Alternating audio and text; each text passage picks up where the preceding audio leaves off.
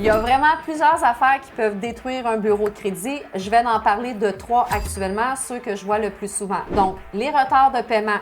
On évite ça à tout prix. Donc, dès qu'on a un 30 jours de retard de paiement, que ce soit sur une carte de crédit, un prêt auto, une marge de crédit, ton hypothèque, name it, là, peu importe c'est quoi le retard, bien, dès que ça s'en va sur ton bureau de crédit, un retard 30 jours, bien, il y a un impact sur la cote de crédit. En deuxième, l'utilisation excessive du crédit. On parle de vos limites versus vos soldes.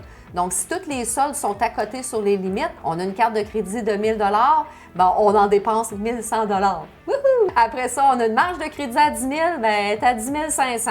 Mais on est plus que dans l'utilisation excessive, on la dépasse, la limite. Donc ça a un impact négatif sur votre pointage. Et en troisième, il y a les dettes non payées.